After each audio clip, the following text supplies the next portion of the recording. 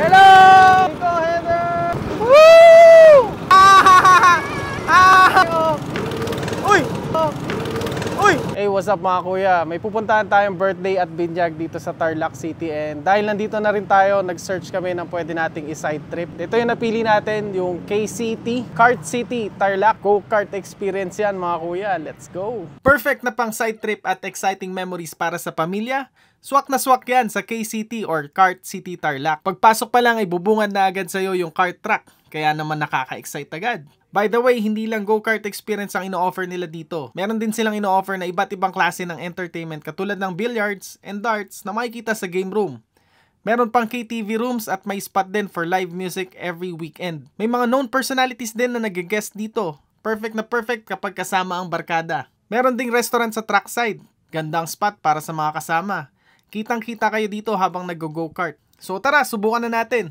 Pinuntahan agad namin yung go-kart booth pero sinabihan kami na kumuha muna ng ticket sa cashier, which is nandito malapit sa restaurant. Pero bago kumuha ng ticket, i-check muna ang kanilang karting packages and restrictions. Meron silang restrictions sa age, height, and weight. Kaya't bago magbayad ay siguraduhin muna na eligible kayo to rent a cart. Paalala, every 5 minutes lang ang rate na ito kaya't sulitin ang every moment. Gaya nga ng sinabi sa atin ay hinanap namin ng cashier para makabili ng cart rental ticket. Pagbalik natin sa karting booth ay pinapirma tayo ng waiver at saka pinapasok. Pagdating sa pit stop ay bibigyan tayo ng quick briefing para sa safety precautions and functionalities ng go-kart. May mga available na solo go-karts pero ang napili natin ay yung twin cart. Ito ang pipiliin mo kung may kasama kang bata. Kapag nakapag-seatbelt na at nasuot na ang helmet, let the fun begin!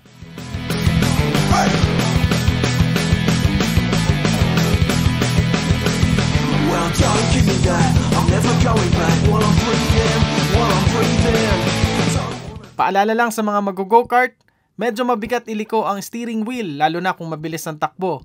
Kaya doble ingat para maiwasan ng aksidente. Mabilis naman ang responde ng mga watchmen at agad chinek ang kondisyon ni Kuya. And luckily, wala siyang natamong injury. Matatagpuan ito sa Tarlac City right across SM Tarlac kaya napakadaling hanapin. Go-kart rental is open from 1:30 to 11 PM. But since it's an outdoor activity, go-kart rental will not be available kapag umuulan.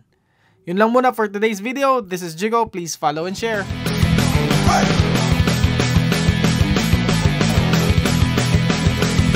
Well, don't give me that. I'm never going back while I'm breathing.